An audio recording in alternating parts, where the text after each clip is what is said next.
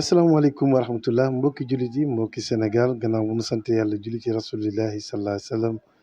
sant suñuy waajur ñaanal xadara bi nu bokk mi ahlul kuntiyu xalifa bu Cheikh Bou Sidi Mokhtar yàlla yàggal ko fi yàggal bépp xalif généraux ci Sénégal fii soo demee Tiwaawan ñaanal xalifa ba yàlla yàggal ko fi nga dem Touba ñoo ngi ñaanal xalifa bi yàlla yàggal ko fi nga dem Yoff ñoo ngi ñaanal xalifa bi yàlla yàggal ko fi lool ak ñaseen kooku yëpp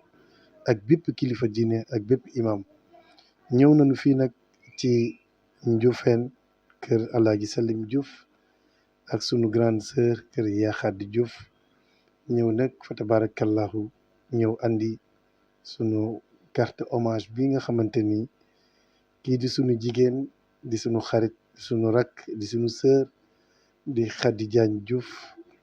dëkkoon fekk ñun yàlla def mu wuyu ji boromam ñu ñaan yàlla yàlla na xippee àjjana yàlla na ko rasulillahi teral ko yàlla mën na ko yàlla na ko yàlla def sunu digganteeg moom nag bu nu defee lu mel nii ci Bargny di ko rendre hommage ci bés bi nga xamante ni moom lay taxawal fële ca Grand Théâtre le 19 avril war na ndax Khady Diagne soxna Khady ku nekk xamal na ko ak moom ak Cheikh Mbaye Ndiaye bañ na ko ba gàmb gi ma daan def fii ci Njaga Sàmb li ko commencé 1999 ci laa commencé def fii gàmb ci Njaga Sàmb fii Khady Diagne dafa daan def waañ toggal boppam ay togg waaye yéen ñi fii moo nekkoon seen dal Khady Diagne nag lu ma def lu ne ma nga ca muy Sorano ba ci Grand Théâtre gi ca kanam la daan toog te yàlla def li gën muy ju boromam kon nag bu yàlla defee tey muy sunu première sortie pour dem Grand Théâtre lu ma def len lu dul boole ko ci ñi may rendre hommage le 19 avril ca Grand Théâtre et di ñaan yàlla bés boobu yàlla yóbbu nu seeg jàmm et soxna Khady ku nekk xamoon na Khady Diagne ni mu mel ci Sénégal Khady Diagne nag Khady Diagne am ñëpp la woon Khady Diagne am Bargny la Khady Diagne am Sénégal la Khady Diagne am yéen la kon nag bés bii maa ngi ci woo bépp soppe ba nga xamante ni soppoon na Khady Diagne rek maa ngi lay woo ci bés bi te xam ne